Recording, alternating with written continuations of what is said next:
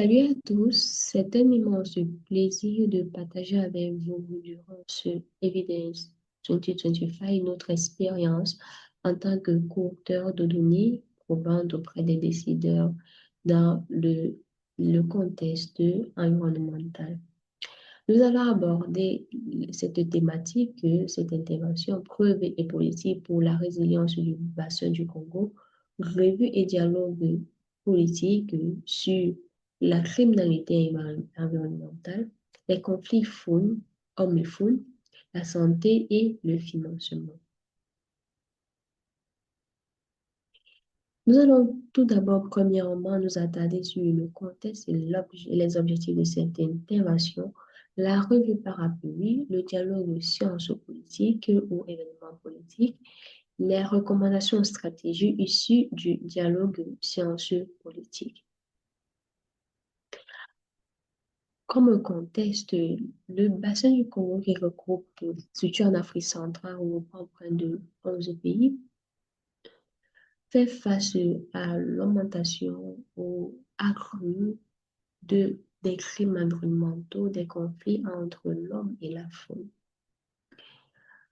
C'est pour cette raison, pour cette situation que le PFBC, Partenariat des forêts du bassin du Congo, avec l'initiative conjointe de la France, du Gabon, de la Comifac, ont sélectionné ceci comme thématique de la conférence régionale.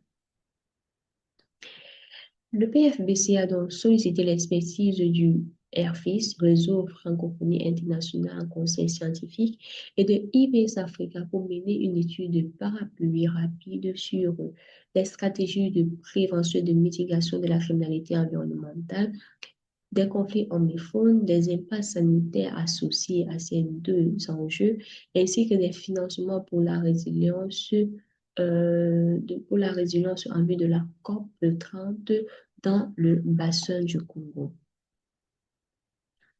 L'objectif de cette intervention était premièrement d'identifier et de synthétiser les différentes stratégies de prévention et de mitigation de la criminalité environnementale, des conflits hommes-faunes et explorer leur impact sanitaire dans le bassin du Congo. Ensuite, il était question d'examiner les stratégies de financement durable et inclusive en, en vue de la résilience de ces deux régions. Il est également question de présenter les principaux résultats de la revue rapide lors d'un événement politique organisé à cet effet. Nous allons nous attarder premièrement sur l'aspect méthodologique de la revue parapluie. Des recherches ont été menées dans près de 5 bases de données et plus de 4000 études ont été trouvées. À la suite, 25 revues systématiques ont été sélectionnées pour une période de 2015 à 2025 en suivant les caractéristiques d'inclusion et d'exclusion. Par la suite, la sélection de ces études et l'extraction des données ont été faites à travers l'outil Providence. Les 25 études ont été également évaluées pour voir la qualité méthodologique de ces différentes études à travers la liste de contrôle d'évaluation critique du GBI. Et nous voyons que les évaluations de risque de bias dans les 25 revues incluses 12 revues ont obtenu le risque modéré et 3 le risque modéré élevé et 3 le risque faible. Nous allons donc nous attarder aux principaux résultats issus de la revue parapluie. Premièrement, nous allons nous focaliser sur les stratégies clés de prévention et de mitigation de la criminalité environnementale. Nous avons d'abord le renforcement des lois dans le cadre politique et le cadre légal. Il y a également la gouvernance locale. Il s'avère par la co-gestion, la sensibilisation des communautés, la protection de la faune des zones protégées, l'utilisation de la technologie telle que les drones et la traçabilité pour la protection des zones, également l'incitation communautaire. Il faudrait noter que la combinée action exogène telles que les politiques, le cadre légal et endogènes tels que les normes, les gouvernances locales permet une co-conservation durable du bassin du Congo. Par la suite, nous avons essayé d'analyser les différentes stratégies les plus utilisées et de voir le taux de réussite. Les normes communautaires ont été mentionnées dans près de 18 études et le taux de réussite est de 72%. 72%. Cependant, il nécessite une forte confiance locale, une forte confiance auprès des communautés du bassin du Congo. Nous avons également la lutte anti-braconnage étatique qui a un taux de réussite de 48%. Mais cela est limité par la corruption et la faible transparence entre le gouvernement et les communautés locales. Nous avons également la planification des patrouilles par l'intelligence artificielle qui a un taux de réussite de 24%, mais ceci est limité par un coût élevé ainsi que l'adoption limitée. L'adoption limitée. Pour le conflit, les stratégies de prévention et de mitigation entre les conflits des humains et de la faune, il s'avère que l'aménagement et l'utilisation des barrières, telles que ce soit traditionnelles, des barrières électriques sont également très utiles. Nous avons également l'interdiction du nourrissage des animaux, l'éducation et la sensibilisation des communautés locales, la pratique traditionnelle telle que la surveillance par rotation, la dissuasion non létale comme l'utilisation des colliers électriques pour les chiens et les autres animaux de compagnie. Il faudrait noter que combiner prévention communautaire et réponse adaptée permet de réduire ces conflits entre l'humain et la faune et promouvoir une coexistence entre ces deux. Les conflits électriques ont un taux de réussite de 50 à 70%. Cependant, ceci n'est pas très utilisé dans l'Afrique centrale. Ceci étant et ayant attiré l'attention des décideurs, une analyse très rapide a été faite pour voir les différentes interventions d'utilisation des clôtures électriques en Afrique, surtout en Afrique centrale. Et nous avons vu qu'il y avait des interventions qui ont déjà essayé d'utiliser les clôtures électriques pour protéger la faune, mais ceci n'a pas été bien mené car ça s'y apporte un coût élevé, le coût élevé d'implémentation, un coût élevé sur l'entretien de ces différentes barrières-là. Il y a également le système de compensation avec un taux de réussite de moins de 30%.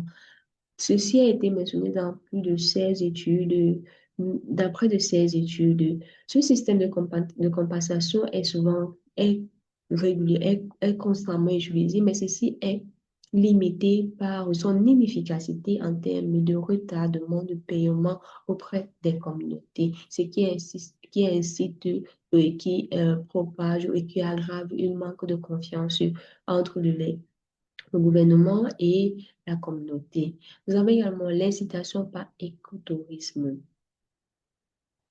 En ce qui concerne l'impact sanitaire de ces deux enjeux sur la population du bassin du Congo, on voit que la déforestation entraîne un contact constant entre l'humain ou bien entre l'homme et l'animal, ce qui émerge des maladies, ce qui fait en sorte que la zoonose est en hausse dans ce contexte-là. Par ailleurs, les conflits hommes et faune entraînent des blessures, des décès, que ce soit des hommes, des animaux, et un traumatisme psychologique des hommes qui est souvent assez négligé. Nous avons également les facteurs aggravants qui sont la forte densité du bassin du Congo, la pauvreté, la dégradation environnementale. Ceci peuvent être ces différents taux de maladies ou bien de zoonoses peuvent être réduits à travers la surveillance des maladies, la sensibilisation, la gestion des interfaces entre l'homme et la faune. Nous avons également constaté à travers cette revue que l'approche One Health, qui tient en compte la santé, tient en compte la santé de l'humain, la santé de l'écosystème tel que la faune et la flore, n'est pas assez bien implémentée car la santé des écosystèmes est assez négligée dans le bassin du Congo. Et pour le financement durable, les PSE, qui est le paiement par service écosystémique, peut renforcer la résilience du bassin du Congo si cela est bien implémenté. Si les questions de retardement, de manque de confiance entre la communauté et le gouvernement est limitée ou bien réduite. Il y a également la gouvernance locale en valorisant des systèmes communautaires informels, peut-être des subventions par rotation, des barrières traditionnelles. Il y a également le financement vert comme les obligations vertes, les banques vertes, les innovations citoyennes qui sont privilégiées ou bien financées par le gouvernement. Nous avons également l'approche multisectorielle qui est une coordination de politiques clés pour prévenir les crises sanitaires et écologiques. Et nous avons également les économies endogènes entre la communauté locale, les communautés locales qui est un moteur de solutions durables pour le bassin du Congo. Nous allons maintenant aborder le dialogue science-politique a été fait en prélude de la conférence à Libreville, se basant sur les résultats de la revue rapide Parapluie. Il était question, il était question de partager premièrement les conclusions de la revue sur les enjeux du bassin du Congo, ensuite collecter les réactions et les recommandations des décideurs. Ceci a été fait par un questionnaire de priorisation des stratégies de prévention et de mitigation des conflits entre l'homme et la faune, de la criminalité environnementale. Ceci tout en tenant compte de la faisabilité et de la situation économique de chaque pays par les décideurs politiques. Il savait que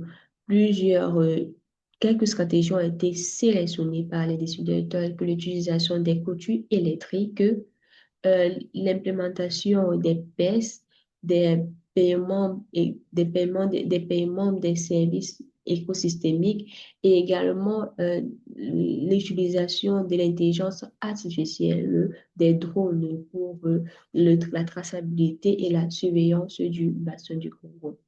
Il était également question d'identifier les conditions de réussite afin de définir les bases d'un financement vert. Favoriser également l'appropriation locale à travers la promotion des solutions basées sur les données probantes adaptées au contexte local. À la suite de ce dialogue sciences-politique qui regroupait des scientifiques venus de la sous-région de l'Afrique centrale, du bassin du Congo, des experts et des représentants des pays présents et de la société civile également.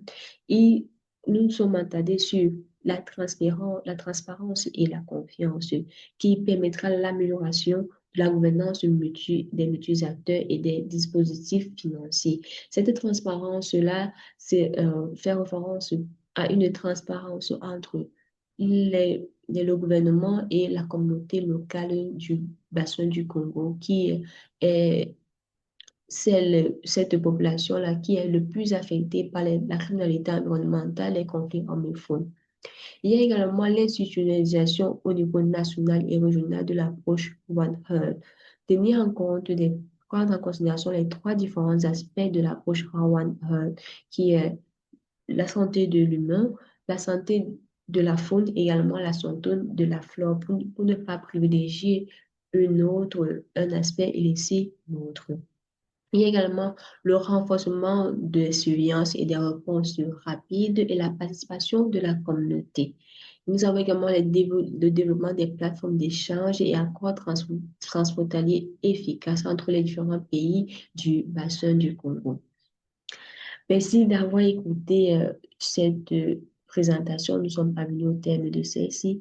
Ce fut un réel plaisir d'accompagner les décideurs politiques l'élaboration euh, dans l'élaboration des données probant pouvant leur servir à améliorer les différentes stratégies mises en place pour la résilience du bassin du Congo. Également en vue de la COP 30 qui aura lieu très bientôt. Merci à tous pour votre aimable attention.